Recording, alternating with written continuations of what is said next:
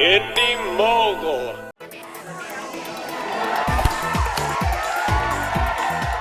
Welcome to this week's Movie Math, giving you an in-depth analysis of the box office for the weekend of June 10th.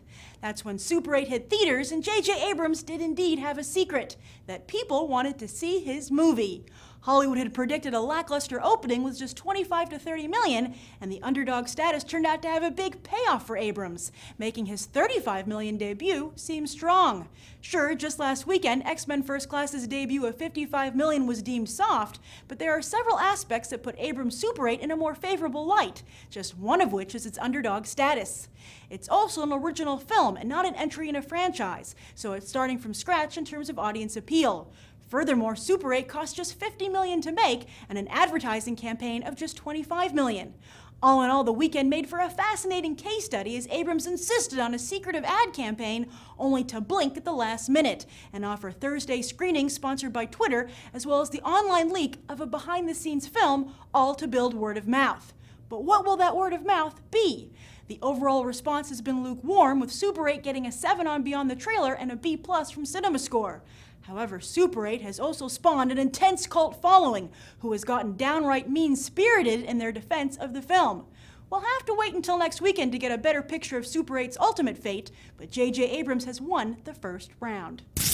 And while Super 8 was the only real film to open wide this weekend, it still had to face strong competition from X-Men First Class.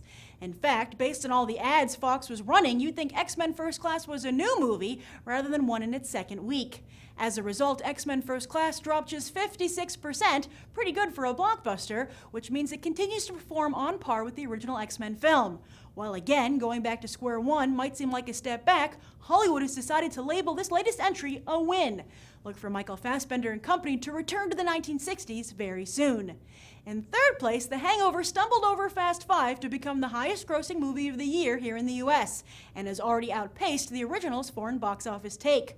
Kudos to the Wolfpack, whose new contracts give them a cut of the gross, which they certainly deserve. Unfortunately, things are less cheery over at DreamWorks Animation, where Kung Fu Panda 2 just can't make it up those box office stairs.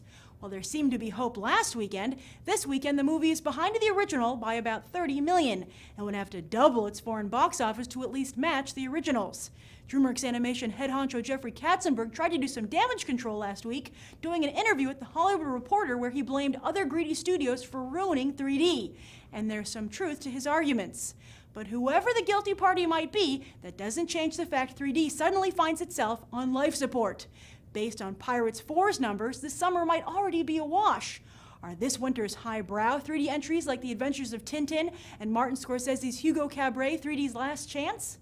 As for the rest of the box office, Bridesmaids continues to impress, Judy Moody Summer turned out to be quite the bummer, and Midnight in Paris is a genuine sleeper hit. In fact, The Buzz says it has the potential to become Woody Allen's most successful movie ever. Terrence Malick's A Tree of Life is also holding strong just outside of the top 10, so expect both these movies to expand over the next few months and reach a theater near you. As for this coming weekend, Green Lantern finally steps up to bat, as does Mr. Popper's Penguins. Hollywood is predicting a 50 million debut for Green Lantern, which will put it on par with X-Men First Class. Will the industry give it the same positive spin? As for Mr. Popper's Penguins, it's predicted to open with almost 20 million, which would be low for Jim Carrey. Although these days, he should just be happy to be starring in a big studio picture. How the mighty do fall in Tinseltown. And that's the box office roundup. I'm Grace Randolph, and we just did some movie math.